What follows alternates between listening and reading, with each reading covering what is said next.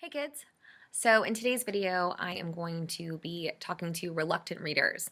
And a reluctant reader is somebody who hates to read or really doesn't like it or will only do it unless they're forced. Today, I'm going to be talking to reluctant teen readers. So a reluctant teen reader in my mind is somebody from about the age of 13 to the age of 16. You're a little bit younger than this and these books appeal to you that I'm going to be talking about. There's nothing wrong with that.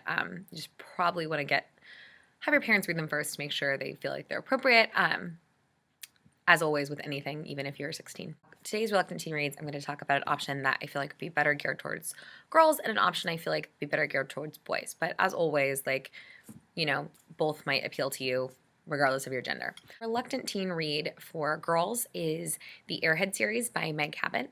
And the series is 3 books, and it's called the Airhead series. The very first novel is called Airhead. The second one is called Being Nikki, and the third one is called Runaway.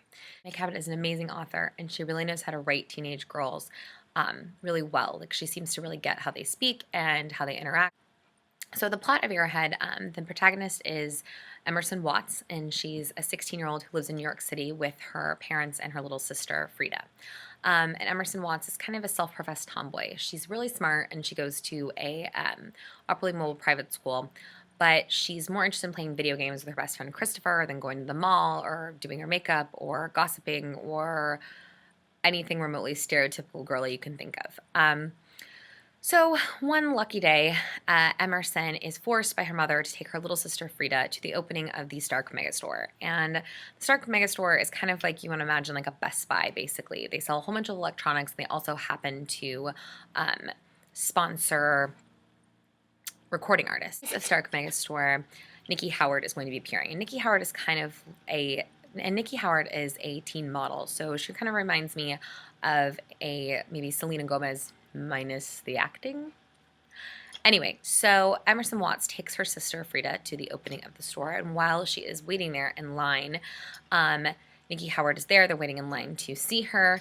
A massive big screen TV falls off the roof of the Stark Megastore and crushes both Emerson and Nikki. When Emerson wakes up, she finds herself in the hospital, and she is no longer herself. She has received a brain transplant from her body into Nikki Howard's. The story picks up there, where she has to figure out how to function in this famous supermodel's body. I know, it probably sounds superficial to you. Maybe it sounds stupid. Maybe it sounds weird, kind of like science fiction mixed with lipstick. I don't know. But it is amazing. I can't tell you. It's suspenseful.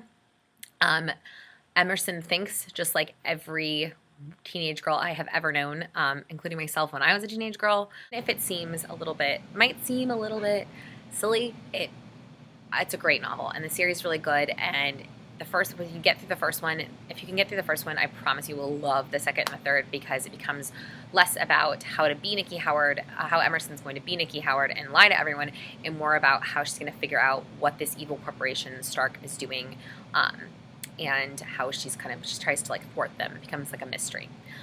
The Reluctant Teen Read for boys, and I think sometimes girls, because I know I love this novel, and I know a lot of other girls who do, but I would probably classify it more in the male gender, since there isn't very many female characters in the story, would be The Outsiders by S.E. Hinton. It is, you might be familiar with the plot of it. They've made a movie about it, and if you're watching this and you're a teenager, your parents probably have read it. It's a classic. So it was written by S.E. Hinton when she was a teenager herself, and S.E. Hinton is a woman, interestingly enough, and characters in the book are mostly boys, so that's kind of interesting. So here is the plot. Pony Boy is the main character. That's right, his name is Pony Boy. Weird, I know. And he is a 13-year-old kid, and he lives in Oklahoma, and he lives in the bad part of town with his 2 brothers, Soda Pop, that's right, Soda Pop, and Derry. And he's the youngest, and his parents, Derry is their older brother, and he has custody of them because his parents died in a car crash a couple years ago. So Pony Boy is incredibly bright. He's a really smart kid, and he's in all great classes at school, but he has a really rough life. He doesn't have a lot of money, he lives on the wrong side of the tracks, and he is a self-prescribed greaser. I think Danny Zuko in Grease. I'll insert a picture.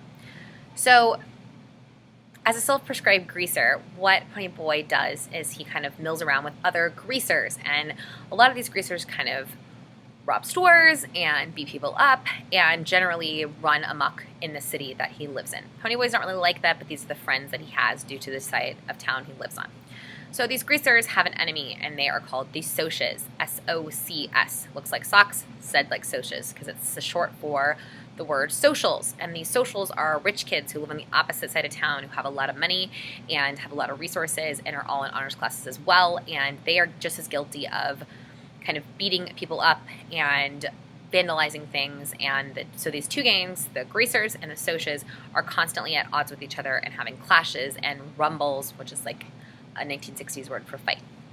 So what makes this story so amazing is the main character of Ponyboy. Ponyboy is incredibly relatable. He's a smart kid who's kind of been dealt this really raw hand in life, and he has to kind of overcome this.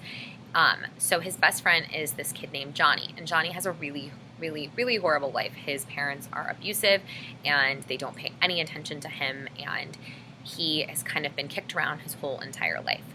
So something happens at the beginning of the story, and it kind of kicks off the rest of it. Ponyboy and Johnny find themselves in the wrong place at the wrong time, and a major crime is committed. And the boys spend the rest of the story trying to fix what happened within this crime. And for writing it at such a young age, really captures the way the trapped feeling that teenagers feel. That you are a reluctant reader, this has helped you in some way.